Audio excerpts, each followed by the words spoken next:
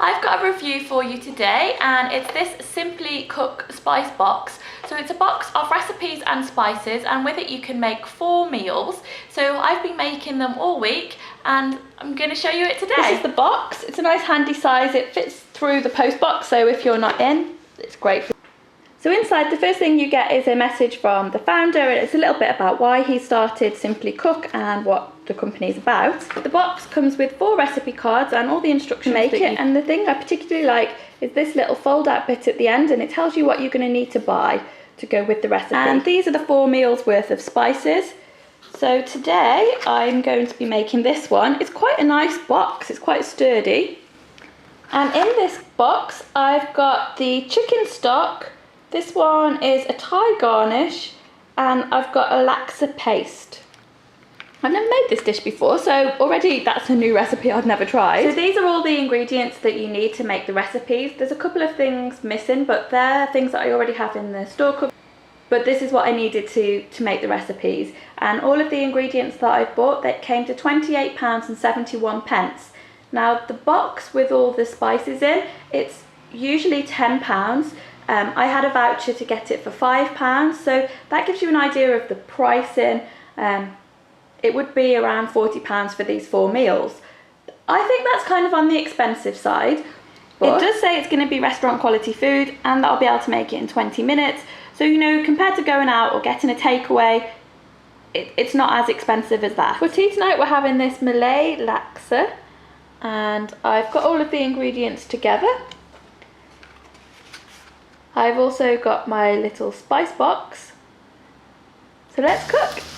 I'm just frying the butternut squash. And I've got 300 mils of boiling water, which I add the first little pot to. The chicken and the second pot of paste has gone into the frying pan. I probably should have put this in a large pan rather than the frying pan. It's ready. It smells amazing. In the picture they show it being eaten with chopsticks, but I think it's far too liquid for that, and I'm going to go with a soup spoon. I have got the coriander, so I'm going to garnish the top of it with that. It's really good. It's creamy from the coconut milk. It's got a bit of a punch to it, but not too much. I don't like anything too spicy. Tonight I'm making the grilled halloumi salad, and I've got my box of spices. And these are the ingredients. I've changed the order of the recipe slightly here. I'm toasting the pine nuts first, and that's just so I can use this griddle afterwards for the courgettes and the halloumi. It saves me using another pan. I've got my courgettes on the grill now, and I'm just taking the pot of paste and brushing it with them. It says to coat them, but I wasn't really sure how to apply it. I haven't been able to fit the halloumi in the pan as well, but you know, I think that's because I was meant to cut the courgettes differently, and then it probably would have fit into the pan. So the couscous is ready. I mixed up some lemon juice, olive oil, and the third pot to make a dressing for it. It's ready. I have to say, I think this one has taken a bit longer than 20 minutes to prepare, but it does look really good.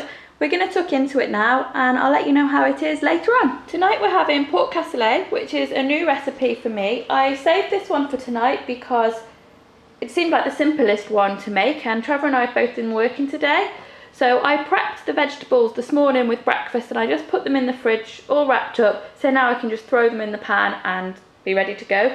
Tonight, of all of the nights this week, is probably the night we're most likely to have gone out for a meal. So I'm interested to see just how restaurant quality this dish is going to be. I've actually used butternut squash instead of the carrots because I had loads of butternut squash left from the first dish that I made. The pork chops are under the grill, and they've got the first pot on them, which was a dry rub. And then to this frying pan, I'm now adding this pot, which is a garlic paste. The passat and the beans, which I've drained, go into this frying pan.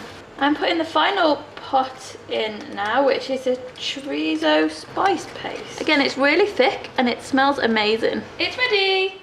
It smells really, really good, but I just can't get over the fact that it looks like a can of baked beans with some chorizo added in, and I'm not a fan of baked beans. But all the flavours are there, so I'm sure it tastes really nice, but it looks a bit student grub-like to me. I'm not sure about the restaurant appearance anyway. Tonight we're having the last dish from the box, which is the jambalaya. And these are the ingredients. The chicken, which is coated in the Cajun spice pot, is in the pan, and I've also added to it the garlic paste. The rice is boiling with the jambalaya paste and the chorizo, and just before you serve it, you add the chicken and the prawns back into it. So I'll show you when it's all done. It's ready! I'm really excited about this one. It looks really good, and I like the fact that it's got the chicken, chorizo and prawns in it, because I would never use that much stuff all in one dish, so I'm excited to try it. I think the box is a really interesting concept. I just don't know, for me, if it's really value for money. Sometimes the pots would contain a stock or a garlic paste, and I feel like that's things I've already got at home. Having the spices already blended, that was interesting, but again, I don't feel it's anything that I wouldn't already have had on my spice rack that I could have mixed up myself. I think it would be a good idea, the box, for somebody who doesn't cook at all to get into cooking and to learn some new recipes to add to their repertoire. I just don't think it's something I would repurchase for myself. I really enjoyed the last recipe with the rice.